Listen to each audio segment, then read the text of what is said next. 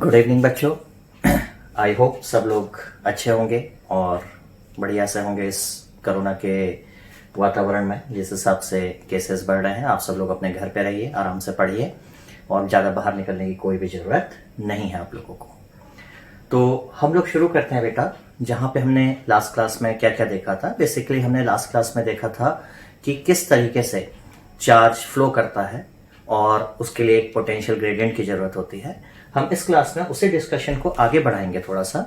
ये क्लास ध्यान रखना बेटा आपके लिए बहुत इंपॉर्टेंट होने वाली है, क्योंकि पूरा जो आपका चैप्टर का बेसिक है, जो आपके चैप्टर का कह सकते हैं होल सोल कॉन्सेप्ट है, ऑलमोस्ट 90% कॉन्सेप्ट इस क्लास में हो जाएगा। और बिल्कुल यही कॉन्सेप्ट लेकर जब आप आगे क्लास 12th में पहुंचेंगे तब आपको समझ में आएगा कि सारी की सारी चीजें क्लास 12th में ऐसी की ऐसी ही हैं, क्योंकि कॉन्सेप्ट नहीं बदलते हैं बेटा। क्लास 12th में जाने में हो सकता है थोड़ा सा मैथमेटिकल पोर्शन उसका हल्का सा चेंज हो जाए, मॉडिफाई हो जाए, कुछ उसमें मैथमेटिकल एस्पेक्ट ऐसे जुड़ जाए कि आपको नई चीजें सीखने को मिले, बट जो बेसिक कॉन्सेप्ट होगा बेटा वो वैसे का वैसा ही रहेगा। ठीक है ना?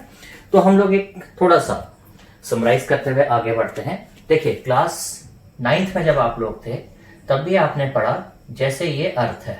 अर्थ माने, जब मैं अर्थ कहता हूं तो मेरा मतलब है कि ये कोई एक मास है, और इस मास के सामने अगर हम एक दूसरी बॉडी रख देते हैं यहां पर m मास की, और इसको यहां से छोड़ते हैं तो ये बॉडी नीचे की ओर आ जाती है। और ध्यान रखिएगा, ये खुद से ही आ जाती है, इसको नीचे आने के लिए किसी की जरूरत नहीं होती है। तो हम कहते हैं अर्थ ने इसको अट्रैक्ट किया। इसी को बेटा अब हम एक दूसरे लैंग्वेज में बात करते हैं कि अर्थ ने अपने चारों ओर कुछ क्रिएट कर रखा था, और जो क्रिएट कर रखा था दैट वाज पोटेंशियल। क्योंकि ग्रेविटेशन चैप्टर में आपने पढ़ा था, तो आप कह सकते हैं दिस वाज ग्रेविटेशनल पोटेंशियल। तो हम कहते हैं यहां पर हाई पोटेंशियल था और अर्थ के पास आने पे पोटेंशियल लो हो जाता है। तो हमने देखा जो एक मास होता है, एक मास की नेचुरल टेंडेंसी होती है हाई पोटेंशियल से लो पोटेंशियल जाना। नेचुरल टेंडेंसी का मतलब उसका नेचर, उसका स्वभाव, यानी कि अगर आप उस पर कोई अनावश्यक प्रेशर, कोई आप जबरदस्ती उसको फोर्स नहीं करेंगे तो वो खुद से कहाँ आना चाहेगा, हाई पोटेंशियल से लो पोटेंशियल।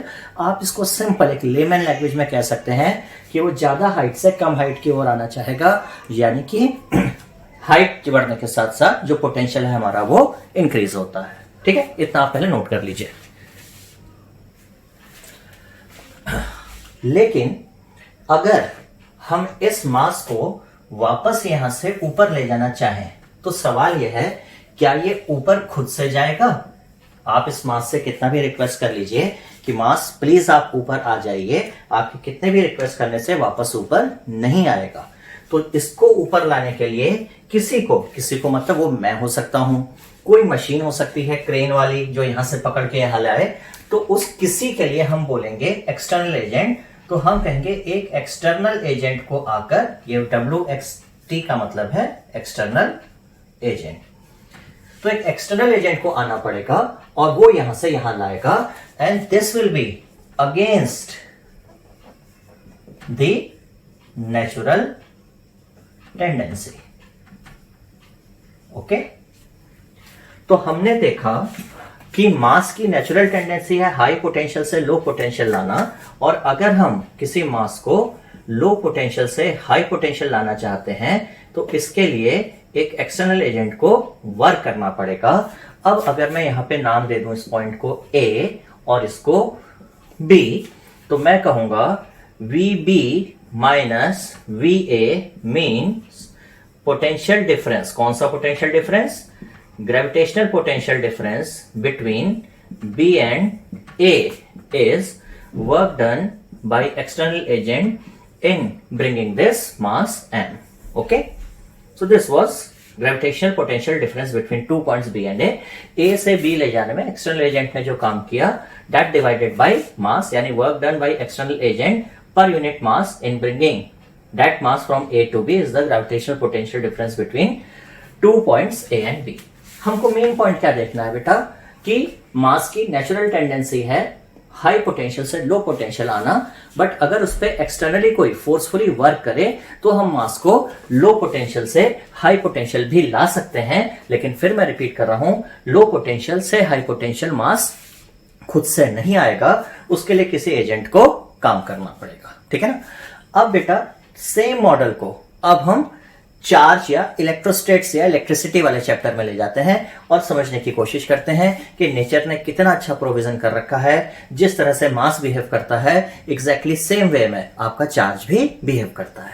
ठीक है, लेकिन इतना पहले आप नोट कर लीजिए ताकि कोई आपको बाद में जब रिवाइज करें तो कुछ चीजें भूले नहीं। ठीक है। नाउ बिल्कुल इसी तरीके से जैसे हमने मास देखा था उसी तरह से हम क्या करते हैं, एक ले लेते हैं पॉजिटिव चार्ज Q।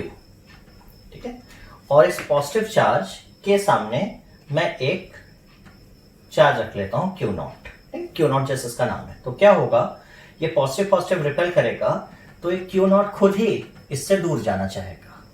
यानी कि अगर मैं इस पॉइंट को फिर से A बोलूं और इस पॉइंट को B बोलूं तो A से B फिर से ये इस चार्ज की नेचुरल टेंडेंसी हो गई। और इसको मैं कैसे डिफाइन करता हूं कि चार्ज भी अपने चारों ओर कुछ क्रिएट करता है, और चार्ज जो अपने चारों ओर क्रिएट करता है उसे भी बोलते हैं पोटेंशियल, लेकिन उसको हम बोल देते हैं इलेक्ट्रोस्टैटिक पोटेंशियल। उसको हम बोल देते हैं बेटा इलेक्ट्रोस्टैटिक पोटेंशियल। और पॉजिटिव चार्ज का पोटेंशियल अपने पास में ज्यादा पॉजिटिव होगा, यानी हाई पोटेंशियल होगा, दिस इज मोर पॉजिटिव। और जब आप चार्ज से दूर जाएंगे तो ये कम पॉजिटिव हो जाएगा, यानी कि लो पोटेंशियल। तो हमने फिर से देखा कि एक पॉजिटिव चार्ज की नेचुरल टेंडेंसी क्या है, हाई पोटेंशियल से लो पोटेंशियल जाना। एक पॉजिटिव चार्ज की टेंडेंसी है हाई पोटेंशियल से लो पोटेंशियल जाना। लेकिन अगर मैं चाहूं कि ये चार्ज इसके पास वापस आ जाए तो आप समझो क्या ये खुद से आना चाहेगा? नहीं, क्योंकि पॉजिटिव के पास कभी आना ही नहीं चाहता है। लेकिन मैं चाहूं तो इसे जबरदस्ती खींचकर ला सकता हूं। तो यहां पर बेटा आपको क्या समझना है, आपको समझना है टेंडेंसी, और जो हो रहा है उसका आपको डिफरेंस समझना है। तो टेंडेंसी का मतलब है इच्छा होना, कहां मैं चाहता हूं। ठीक है ना। और जो हो रहा है वो इस बात पे डिपेंड करता है कि एक्सटर्नल इफेक्ट कैसा है। जैसे नॉर्मली बच्चों की टेंडेंसी क्या होती है, सुबह देर तक सोना। तो ये उनकी नेचुरल टेंडेंसी है कि भाई हम तो सुबह देर तक सोएंगे। बट अगर मम्मी आ जाए और गुस्से से उठा दें कि उठो उठो, तो आप उठ जाएंगे। क्यों? क्योंकि वो एक एक्सटर्नल इन्फ्लुएंस आप पर आ गया। तो उसी तरह से चार्ज उठना नहीं चाहता, चार्ज यहां से यहां आप उठना नहीं चाहते थे, लेकिन मम्मी ने गुस्से से आवाज लगाई उठते हो कि नहीं, और आप तुरंत उठ जाते हो। तो वैसे ये चार्ज यहां से यहां आना नहीं चाहता था, लेकिन कोई आके जबरदस्ती पकड़ के खींच के ले आए तो आ जाएगा। यानी कि फोर्सफुली चार्ज को, पॉजिटिव चार्ज को अगर आप लो पोटेंशियल से हाई पोटेंशियल लाना चाहते हैं तो फिर से एक्सटर्नल एजेंट को काम करना पड़ेगा। अब आप देखिए कितनी सिमिलरिटी हो गई डिस्कशन में। और हम फिर से क्या बोलेंगे, बी से ए आने में, यानी कि जो अगेंस्ट है, यानी कि इस बार आप क्या लिखोगे, VA minus VB will be equal to work done by external agent per unit charge. पिछली बार क्या था, work done by external agent per unit mass. इस बार क्या हो जाएगा, work done by external per unit charge. और ये पुट कहलाएगा इलेक्ट्रोस्टैटिक पोटेंशियल डिफरेंस। ठीक है। बस चार्ज के मामले में आपके पास दो ऑप्शंस हो जाते हैं, क्योंकि चार्ज पॉजिटिव भी है और नेगेटिव भी है। इसलिए जब आप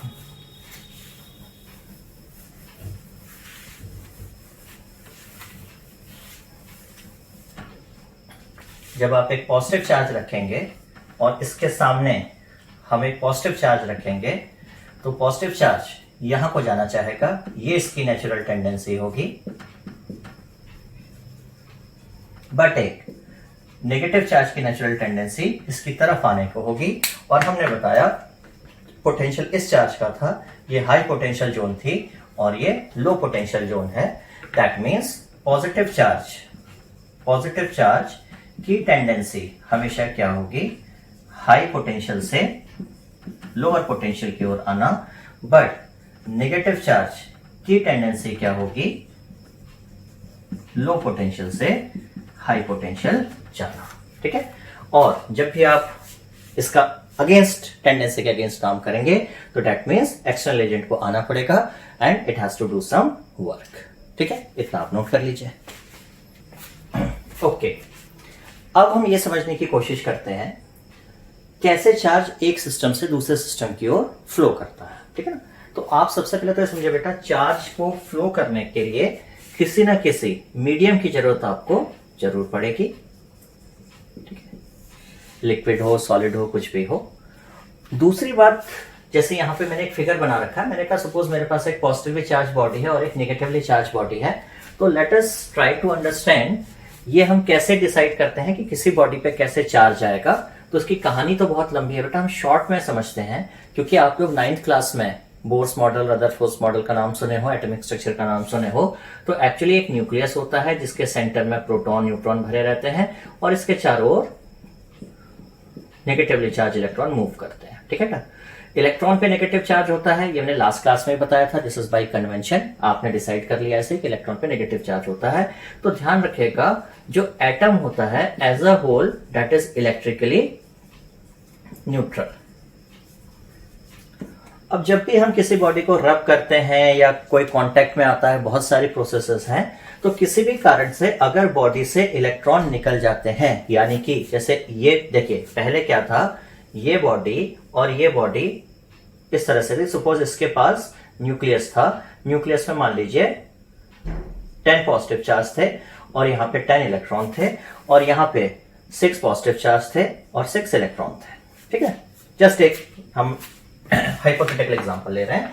किसी बॉडी पे इस तरह से 10 चार्ज लेना बहुत मुश्किल काम होगा, क्योंकि बहुत ह्यूज चार्ज रहेगा किसी भी बॉडी पर। अब आप सोचिए कि यहां से एक इलेक्ट्रॉन यहां आ जाता है, तो क्या होगा, यहां रह जाएंगे 9 इलेक्ट्रॉन और यहां हो जाएंगे 6 + 1 यानी कि 7 इलेक्ट्रॉन। तो यहां टोटल चार्ज 10 न्यूक्लियस का और 9, तो कुल मिला के इस पे नेट चार्ज क्या हो जाएगा, +1। This will be the net charge on the body. और यहां पे 6 पॉजिटिव चार्ज और 7 नेगेटिव चार्ज, तो यहां पर क्या हो जाएगा, 1 negative charge on the body. तो basically charge, the basic concept या the basic reason behind charge on a body is transfer of electrons. ध्यान रखना है, डेफिशिएंसी ऑफ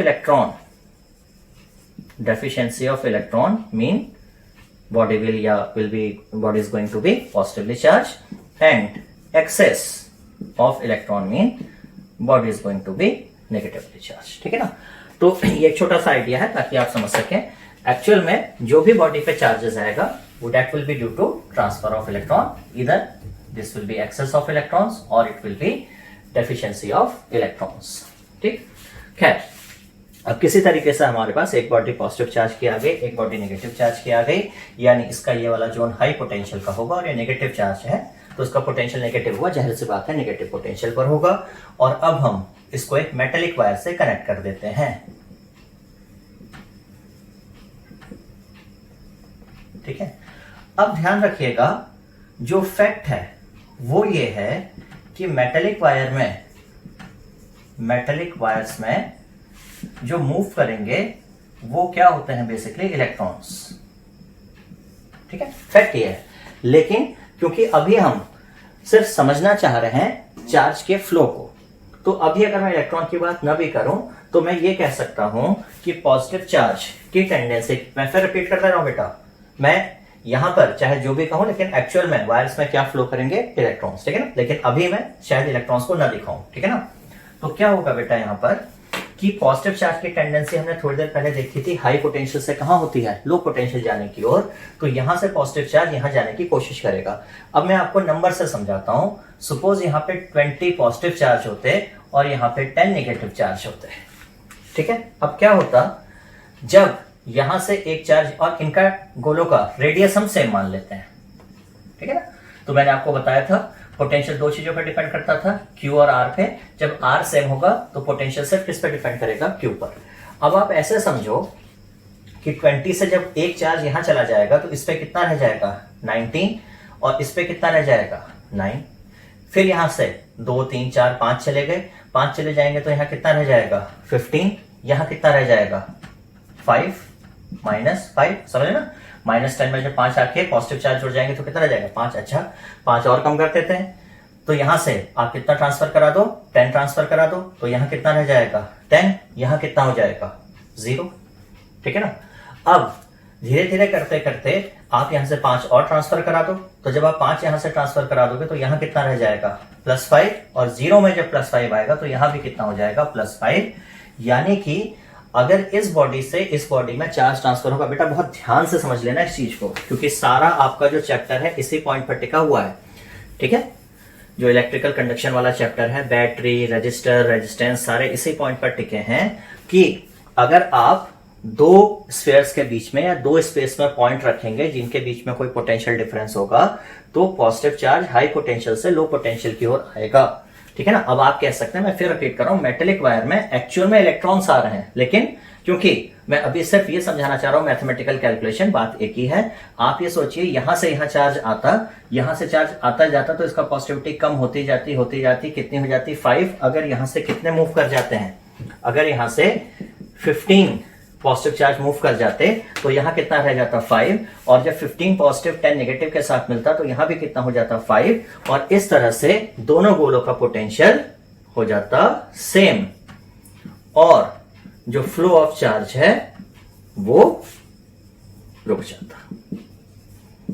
ठीक है, दैट मीन्स इस तरह से जो चार्ज फ्लो तो करेगा, कहां से कहां, चार्ज विल फ्लो, कौन सा, positive, higher potential to lower potential, या आप कह सकते हैं नेगेटिव चार्ज। देखिए यहां से आप ये भी कह सकते हो कि ऐसे आपको कैसे पता चला कि यहां से पॉजिटिव आ रहा है, कि यहां से नेगेटिव नहीं आ सकता, नेगेटिव आ सकता है, आप जो समझ लो। ठीक है ना। तो आप यहां से नेगेटिव को यहां बुला दोगे तो क्या होगा, 1 जाएगा, यहां -9 हो जाएगा, 2 जाएंगे, -8, -7, इस तरह से यहां कम होता जाएगा, 0 जाएगा, और फिर पॉजिटिव होने लगेगा। ठीक है ना। तो हम क्या कह रहे हैं, पॉजिटिव चार्ज का फ्लो कर लो चाहे हाई पोटेंशियल से लो पोटेंशियल, या नेगेटिव चार्ज का फ्लो करा दो लो पोटेंशियल से high potential, but ultimately a point या stage will come where potential of both the bodies will be same, और आपकी जो इलेक्ट्रिकल कंडक्शन की प्रोसेस थी वो रुक जाएगी। दैट मीन्स इस तरह से अगर आप चार्ज का फ्लो कराएंगे तो आपको लंबे टाइम तक चार्ज फ्लो करता हुआ नहीं मिलेगा। ठीक है, इतना आप नोट कर लीजिए पहले। तो अब आप कहेंगे कि ठीक है सर, ये तो हमको समझ में आ गई बात कि हाई पोटेंशियल लो पोटेंशियल पे आप तार से कनेक्ट करेंगे तो थोड़ी देर बाद चार्ज का फ्लो रुक जाएगा और मुझे लंबे टाइम तक चार्ज का फ्लो नहीं मिलेगा। तो इसमें प्रॉब्लम क्या है सर, हम नहीं चाहते हम चार्ज का फ्लो, ठीक है ना, हमको क्या फायदा मिल रहा है। तो देखो बेटा, यहां पे अब सबसे इंपॉर्टेंट चीज आती है। एक्चुअली छोटी क्लास से मैं आपसे पूछूं, हम लोग फिजिक्स या साइंस क्यों पढ़ रहे हैं, ठीक है ना। एक्चुअली हम लोगों के साथ क्या हो गया, हमको लगता है, मैं आपसे पूछूंगा तो आप कहेंगे सर मैं 10th क्लास में हूं, मेरा बोर्ड का एग्जाम है, मुझे तो एग्जाम पास करना है, तो मैं साइंस पढ़ रहा हूं।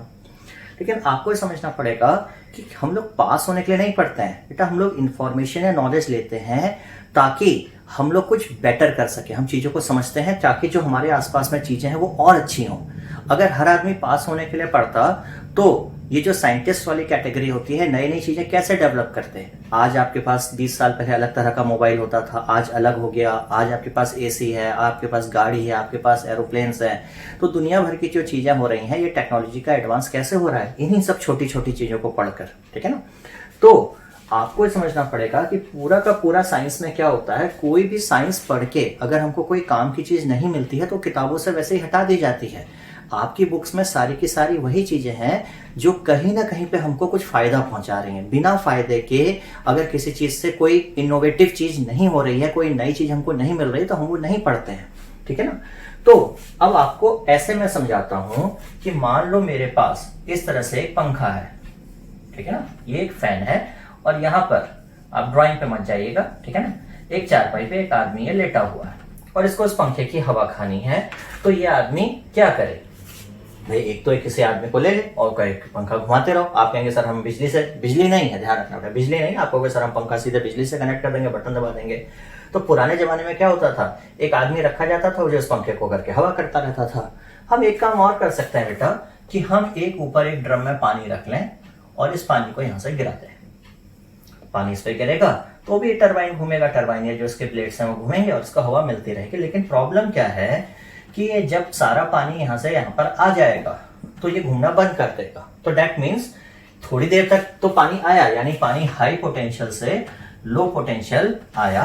तो एक्चुअली हाई पोटेंशियल में यहां से यहां आने में क्या हुआ, इसकी जो पोटेंशियल एनर्जी थी वो इसने लॉस कर दी और इसकी पोटेंशियल एनर्जी किसमें कन्वर्ट होती जा रही है, काइनेटिक एनर्जी में। ठीक है, पानी की जो पोटेंशियल एनर्जी थी ऊपर हाई पोटेंशियल पे, वो किसमें कन्वर्ट होती जा रही है, काइनेटिक एनर्जी में। आपको ठंडी हवा मिल गई।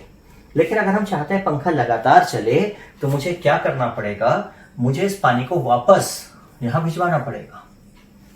कैसे, या तो मैं यहां पे मोटर लगाऊं या किसी आदमी को बोलूं कि ऊपर लेके जाए। हालांकि यहां पर आप मुझसे डिस्कस कर सकते हो या चैलेंज कर सकते हो कि सर हम क्यों ये करें, हम सीधे उस आदमी से ही जिससे आप पानी भिजवा रहे हैं उसी से क्यों ना घुमवा दें।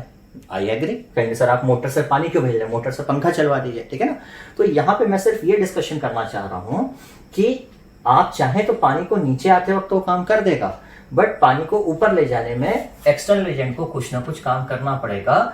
और एक्चुअली यही एक्सटर्नल एजेंट का वर्क आपको किसके फॉर्म पे मिलेगा, काइनेटिक एनर्जी के फॉर्म पे।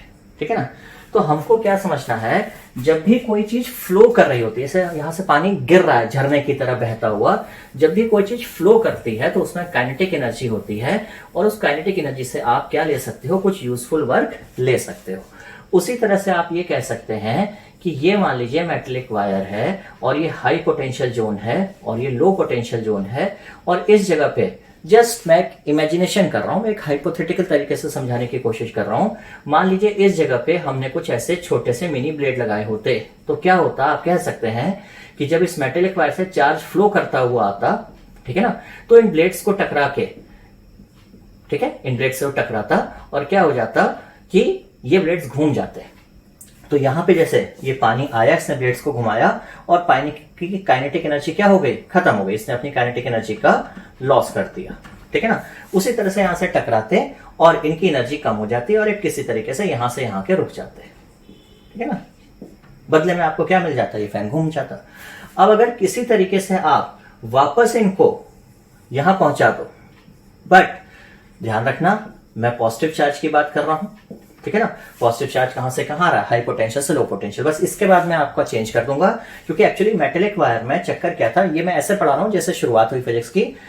लोगों को बाद में पढ़ते पढ़ते समझ में आया कि एक्चुअली मूव करने वाली चीज पॉजिटिव चार्ज नहीं होती है, मूव करने वाली चीज क्या होती है, इलेक्ट्रॉन्स। उससे कोई फर्क नहीं पड़ेगा बेटा, चाहे हम पॉजिटिव चार्ज यहां ले जाएं चाहे इलेक्ट्रॉन यहां ले जाएं, बात एक ही पड़ेगी। फिलहाल आप समझने के लिए समझो कि ये जो पॉजिटिव चार्ज की टेंडेंसी यहां से यहां खुद आ गया, बट लो पोटेंशियल से हाई पोटेंशियल पॉजिटिव चार्ज खुद से नहीं जाएगा। तो आपको क्या करना पड़ेगा, यहां से आपको एक एक्सटर्नल एजेंट लगाना पड़ेगा। ठीक है, और ये जो एक्सटर्नल एजेंट होता है इसको बोलते हैं सेल या इलेक्ट्रिक सेल। ठीक है, और अगर सेल का कॉम्बिनेशन हो जाएगा तो उसको बोलते हैं बैटरी। ठीक है, तो अगर आप चाहते हैं कि ये जो सर्किट है, कल सर्किट है या ये जो चार्ज है लगातार मूव करता रहे, यानी to maintain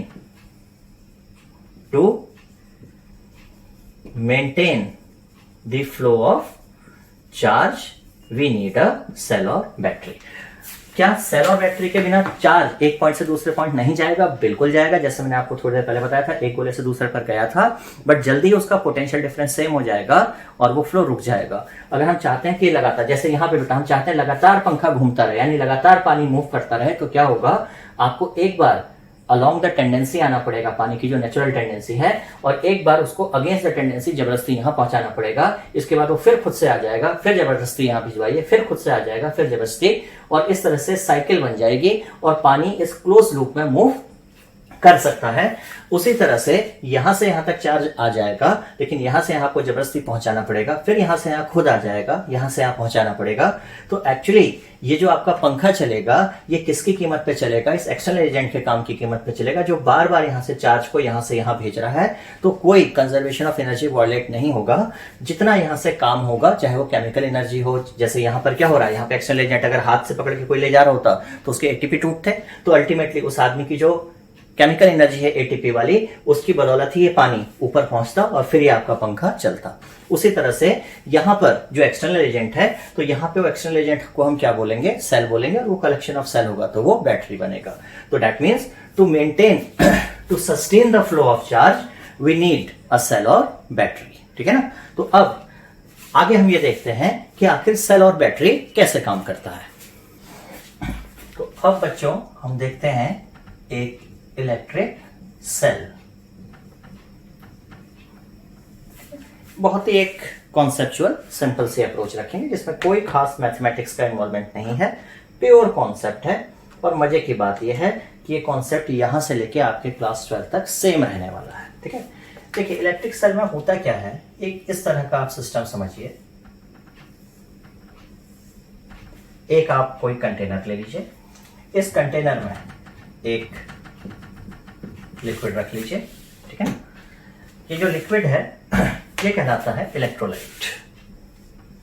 this liquid is called as electrolyte. इसमें होते हैं केमिकल रिएक्शन। शायद आप लोगों ने क्लास 9th में कुछ रिडक्शन ऑक्सीडेशन नाम का चीज सुनी हो। तो कुछ रिएक्शंस होते हैं जिसकी वजह से जो एनर्जी होती है वो रिलीज होती है। एनर्जी इज रिलीज्ड, और इस एनर्जी या इसमें पॉजिटिव और जो नेगेटिव आयंस है वो अलग अलग हो जाती है। ठीक है? और दो हमारे पास होते हैं इस तरह से मेटल के rods. These are called as electrodes. These are called as electrodes. ठीक है? तो ये हमारा एक बेसिक सा स्ट्रक्चर होता है सेल का। अब देखिए क्या होता है, यहां से एक एक करके आपको समझना पड़ेगा। सपोज यहां से एक पॉजिटिव और एक नेगेटिव, पहला रिएक्शन हुआ, हम बहुत ही स्लो मोशन में चल रहे हैं, सपोज करिए पहला वाला कोई रिएक्शन हुआ और ये पहला पॉजिटिव नेगेटिव आया, तो क्या होगा, इस इलेक्ट्रोड की तरफ एक्चुअली पॉजिटिव नेगेटिव साथ साथ रहना चाहते हैं कि अलग अलग? साथ साथ। लेकिन क्योंकि एनर्जी रिलीज हुई थी, ये क्या करेगी, इस पॉजिटिव चार्ज को यहां धक्का लगा देगी, इस नेगेटिव चार्ज को यहां धक्का लगा देगी। ठीक है? अब ध्यान रखना, ये पॉजिटिव यहां आना चाहता है, बट ये जो बैटरी का फोर्स है, एक बैटरी ने यहां पर क्या कर रखा है, ये एक बैटरी का फोर्स है जिसे मैं रेड कलर से बना दे रहा हूं। इसे हम लिख दे रहे हैं FB। FB is F battery. ठीक है? ये इसको यहां आने नहीं देगा। ठीक हो गया? अब ध्यान से देखो बेटा, थोड़ी देर बाद फिर एक रिएक्शन हुआ, फिर पॉजिटिव और नेगेटिव आए, तो क्या हुआ, फिर एक और यहां पे पॉजिटिव आ गया और यहां पर एक नेगेटिव आ गया। अब ध्यान देना, ये पॉजिटिव इसकी तरफ आना चाहता है, ठीक है ना, लेकिन अभी अकेला था, ठीक है ना, तो इसने छोटा सा फोर्स लगाया, इसकी टेंडेंसी यहां जाने की थी। जैसे आप समझो कि एक बच्चा है, ठीक है ना, 4-5 भाई हैं। अब क्या हो रहा है कि 4-5 भाई सोए हुए हैं, मम्मी आती हैं, मम्मी आई, उन्होंने पहले को खींचने की कोशिश करी, और जैसे ही पहले को खींचने की कोशिश करी तो उसने अपने दूसरे भाई का हाथ पकड़ लिया, ठीक है ना, लेकिन अभी मम्मी स्ट्रांग थी, 2 को उठा सकती थी। तो यहां पर क्या हो रहा है, इन 2 ने यहां जाने की इच्छा तो करी, ये 2 पॉजिटिव चार्ज है। अब आप कह सकते हो कि सर आप नेगेटिव को यहां क्यों नहीं ला रहे हो। देखो बात एक ही है, आप समझ लो चाहे पॉजिटिव यहां जाना चाहता है, नेगेटिव यहां, या दोनों एक दूसरे, जैसे आपको समझना। लेकिन मैं क्या कर रहा हूं, आपके समझाने के लिए क्या कर रहा हूं, समझ लो पॉजिटिव यहां जाना चाहता है, लेकिन अभी भी मम्मी यानी कि बैटरी का फोर्स ताकतवर है, तो मम्मी ने क्या बोला, ए खबरदार जो इधर से तुम उठे, और ये दोनों बेचारे बैठ गए।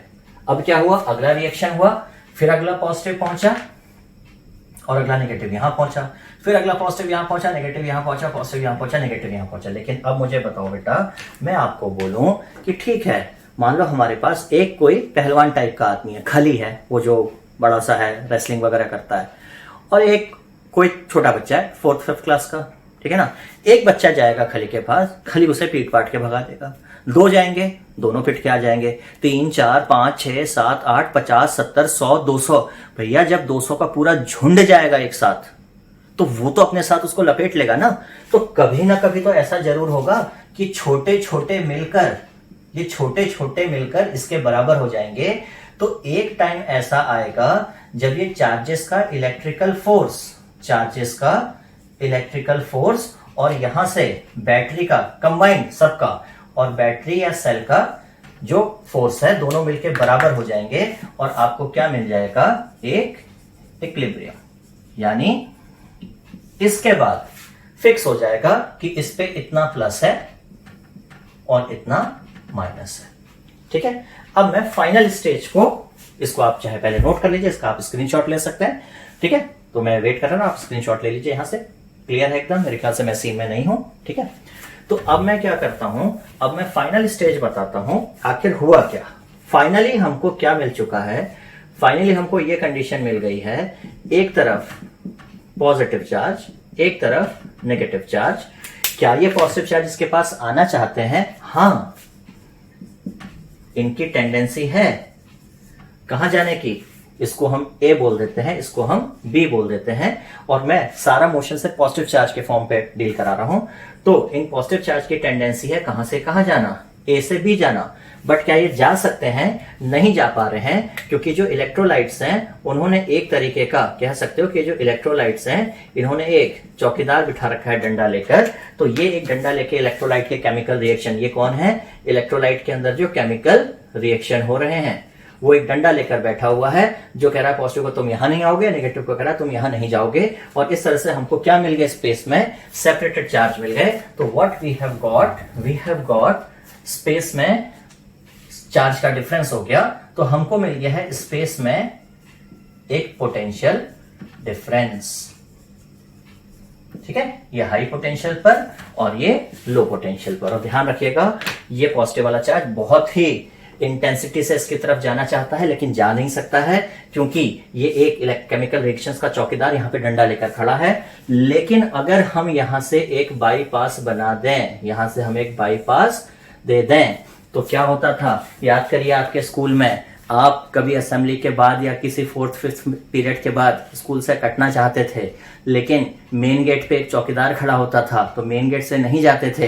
लेकिन अगर कोई पीछे का गेट होता था, मैं अपनी बात बताता हूँ, हमारे स्कूल में, मेरा स्कूल रानीखेत में था, हिल स्टेशन है, तो हमारा एक गेट आगे होता था, एक गेट पीछे होता था। कभी हम लोग पाइप चढ़ के पीछे से, तार के पीछे से निकल जाते थे, कभी कहीं से। तो अगर यहां से यहां तो नहीं जा सकते, लेकिन अगर हम इसको एक पाथ देते हैं यहां से, किसके फॉर्म में, इलेक्ट्रिकल वायर के फॉर्म में, तो क्या होगा, अगर हम इलेक्ट्रिकल वायर के फॉर्म में यहां से एक पाथ देते हैं, तो एक पॉजिटिव चार्ज तेजी से यहां भागेगा, है कि नहीं, और किसके पास जाएगा, इसके पास। और जैसे ही पॉजिटिव चार्ज यहां से जाएगा, ये देखो, ये इसको मैं मिटा दे रहा हूं, पॉजिटिव यहां पहुंच के इसको कैंसिल करेगा। तो याद करो, यहां पे अगर 100 बच्चों ने मिलकर इसको बैलेंस किया था, तो अब एक बच्चा कम हो गया, अब सिर्फ 99 बच्चे रह गए, तो ये वाला एक यूनिट से ज्यादा ताकतवर बन जाएगा। फिर समझो, 100 बच्चे मिलके किसी चीज को दबाए हुए थे, और एग्जैक्टली एक आदमी यहां से पुश कर रहा था, खोलने की कोशिश करता, लेकिन क्योंकि 100 बच्चे चिपके हुए थे, तो क्या हो रहा था, वो उसको दबा के रखे थे। अगर एक बच्चा भी वहां से हटा, तो ये आदमी क्या कर सकता है, अपने को रिलीज कर सकता है। तो जैसे ही एक बंदा यहां से कम हुआ, ये ताकतवर हो जाएगा, और जैसे ही पॉजिटिव चार्ज यहां पहुंचेगा, यहां से जो केमिकल रिएक्शन होगा, ध्यान करो, ये केमिकल रिएक्शन यहां क्यों नहीं आ पा रहा था, पॉजिटिव चार्ज, क्योंकि यहां पे सब बैलेंस कर लिए थे। तो जैसे ही ये यहां से साथ छोड़ेगा, वैसे ही यहां केमिकल रिएक्शन वाला प्लस यहां और माइनस यहां एक्स्ट्रा आ जाएगा, और इस तरीके से ये पॉजिटिव चार्ज जो यहां से यहां गया था, उसका रिप्लेसमेंट यहां से यहां हो जाएगा, और आपका ये चेंज चलती रहेगी। इसको अब हम सिंबल में कैसे दिखा देते हैं बेटा, आगे से हम ये कंटेनर नहीं बनाएंगे, हम इस तरीके से एक सिंबल बना देंगे, और ये हमारा तार हो जाएगा। इसको हम बोलते हैं सेल या बैटरी। सेल के अंदर, इस सिंबल के अंदर, ये बैटरी नहीं है, ये बैटरी का सिंबल है। आपको समझना होगा इस सिंबल के अंदर क्या हो रहा है, उस कहानी को आप समझिए। और इस तरह से हम देखेंगे सेल किसका सोर्स है। Cell is not a source of charge और करंट्स। क्या सेल ने चार्ज पैदा किया? जी नहीं, चार्ज तो इलेक्ट्रोलाइट से पहले ही सेपरेट हो चुका था। सेल ने सिर्फ क्या किया, उस चार्ज के फ्लो को मेंटेन किया। कैसे? सेल ने अपने दो एंड्स पे कांस्टेंट पोटेंशियल डिफरेंस लगा के मेंटेन किया। तो फिर मैं बेटा आपको रिपीट कराता हूं, cell is not, cell is a not a source of charge, cell is a source of constant potential difference. Cell is a source of constant potential difference. Cell कभी चार्ज पैदा नहीं करता है।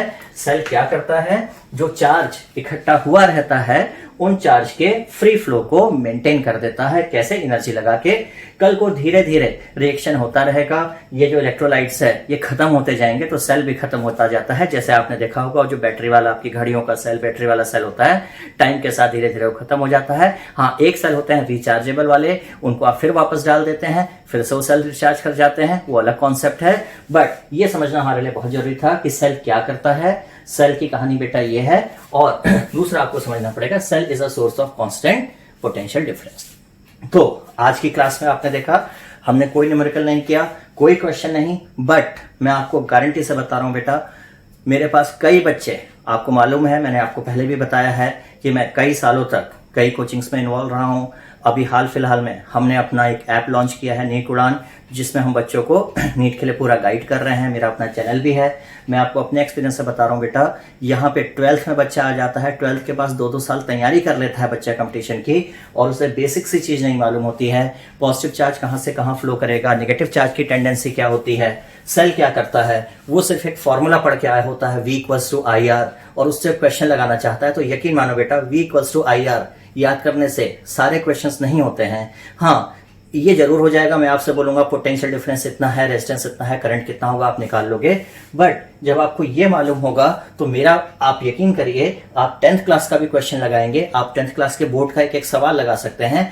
आप चाहें तो आप 12th क्लास उठा लीजिए, आप उसका भी क्वेश्चन लगा सकते हैं। ठीक है, अब नेक्स्ट क्लास में हम लोग कंटिन्यू करेंगे जब इसके आगे की कहानी, कि किस तरीके से जब यहां से चार्ज निकलता है तो इस वाले पोर्शन में क्या क्या होता है, उसको कैसे अपोजिशन मिलता है, रेजिस्टेंस का कॉन्सेप्ट क्या होता है, फिर हम देखेंगे रेजिस्टर के कॉम्बिनेशन क्या कैसे होते हैं।